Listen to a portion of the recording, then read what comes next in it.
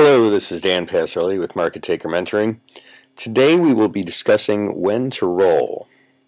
Before we do, I need to point out options are not for everyone. You should read characteristics and risks of standardized options before trading. So what we're talking about here today is adjusting. Adjusting is important for all trade management. Whether you simply buy a call or whether you have on a rather complex option position, you need to know how to adjust. Adjusting simply means changing a trade to a different sort of trade. One very common adjustment technique is called rolling.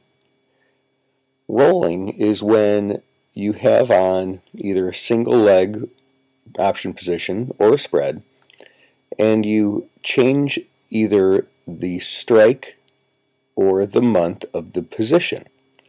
Now, how do you do that? Well, imagine for a moment that you buy the July 300 calls and you decide for whatever reason that you would rather be long the 310 calls. And this is just an overly simplified scenario, of course. But you decide you would rather be long the 310 calls. Well, what you would do is you would enter a spread. You would enter a spread to sell the July 300 calls, the ones that you're long, and buy the July 310 calls. So you sell to close one and buy to open the other one. That would be referred to as rolling up. Of course, you could roll down to a different strike as well. And you can also roll out in time. For example, if you own the July 300 calls and you decide you'd rather own the August 300 calls, perhaps you want more time on your side, you could do the exact same thing conceptually by entering a time spread. Sell to close the July 300 calls, and at the same time as part of a spread, buy to open the August 300 calls. Now the question, of course, is, well, when do I do this? People often ask me this when it comes to credit spreads. Credit spreads are the sort of trade where if the stock moves too far past a specific point, the trade becomes a loser.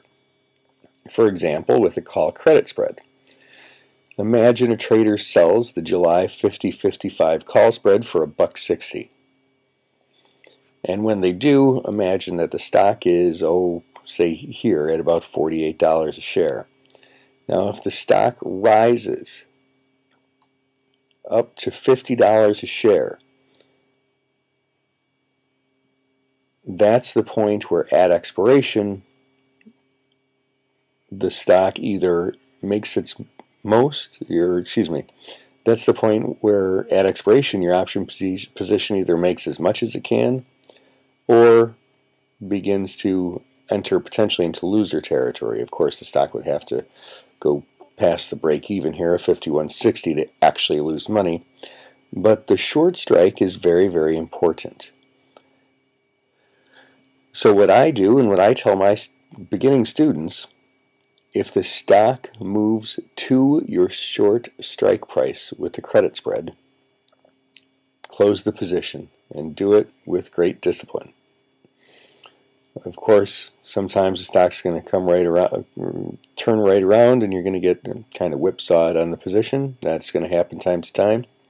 But because credit spreads are high probability trades, if you follow this technique, it's very, very simple.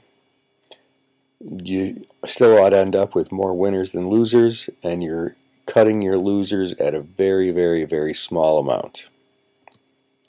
This is Dan Passarelli with MarketTaker.com.